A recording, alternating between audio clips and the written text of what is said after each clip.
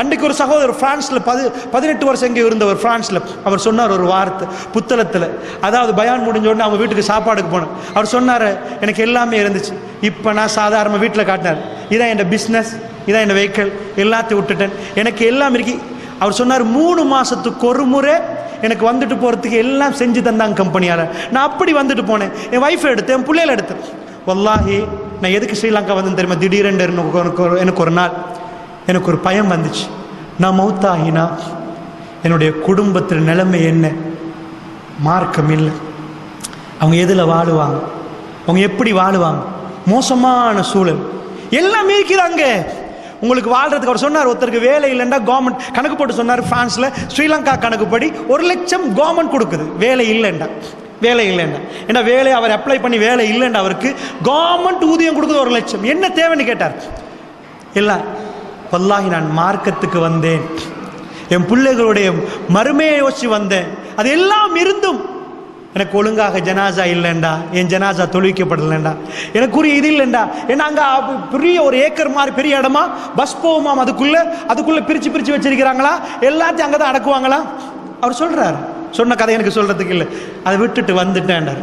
அல்லாஹுடைய நெல்லடியார்களே, நன்றாக புரிந்து கொள்ளுங்கள். அல்லாஹ் ஒருவருக்கு அந்த இது கொடுத்த வாப்பாமார்களே, நீங்கள் யாரு தெரியுமா? நீங்கள் பொறுப்புதாரிகள். சம்பாத்தி போடுவதற்கு மட்டுமில்லை, விசாரிக்கணும், கேட்கணும், கட்டுப்பாடுக்குள் குடும்பத்தை உண்டாக்கணும். வல்லாஹி இப்ராஹிம் நபி கேட்டார், யா அல்லாஹ், உன்னுடைய சன்னிதானத்தில் எல்லோருக்கும் முன்னாடி என்னை கேவலமாக்கி விடாதையா அல்லாஹ், என்னை கேவலமாக்கி விடாதையா அல்லாஹ். நானும் நீங்களும் அல்லாஹ்வுடைய சன்னிதானத்தில் கேவலமாகாமல் நிற்கணுமாக இருந்தால் அல்லாஹ்வுடைய நல்லடியார்களே, எனக்கும் உங்களுக்கும் பொறுப்பான இந்த குடும்பத்துக்கு என்ன செய்திருக்கிறோம் அல்லாஹ்வுடைய நல்லடியார்களே, அவர்கள் விஷயத்தில் எவ்வளவு கவனமாக நின்றிருக்கிறோம், நாங்கள் என்ன செய்து கொண்டிருக்கிறோம் அல்லாஹ்வுடைய நல்லடியார்களே.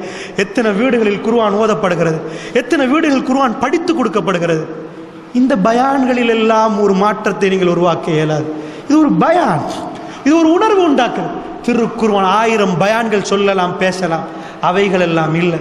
குர்ஆன் அதுக்குரிய வகுப்புகள், அதுக்குரிய ஒழுங்கான படிப்பு, அது கல்புக்கு போய் சேரும். யஹ்தில்லாஹு லிநூரிஹி மய்யஷா, அல்லாஹ் நாடியவர்களுக்கு அந்த வெளிச்சத்தை கொடுப்பான் பயணிக்கிறதுக்கு. திருக்குர்ஆனை படிக்க ஆரம்பிங்கள் அல்லாஹ்வுடைய நல்லடியார்கள். உங்க வீடுகளை அதை படிக்கும் சபைகளாக மாற்றுங்கள். அதுதான் வாழ்க்கை. அல்லாஹ் கேட்பான் அல்லாஹ்வுடைய நல்லடியார்கள். அல்லாஹ்வுடைய பேச்சு, பாப்பாமார்களே, உங்களுக்கு எனக்கும் பொறுப்பு எங்க வீடுகளில் குர்ஆனை ஹயாத்தாக்குவது, குர்ஆனை ஓத வைப்பது, குர்ஆனை பற்றி பேசுவது, குர்ஆனை பற்றி விளக்கம் கொடுப்பது. அல்லாஹ் எல்லா சட்டத்தையும் சொல்லிவிட்டான் அல்லாஹ்வுடைய நல்லடியார்கள். ஆனால் இன்றைக்குள்ள நிலைமை என்ன என்பதை தான் உங்களுக்கு மெல்ல மெல்ல சொல்லிக் கொண்டு வருகிறேன் அல்லாஹ்வுடைய நல்லடியார்கள். அப்படி என்றால் நல்லா புரிஞ்சுக்கோங்க.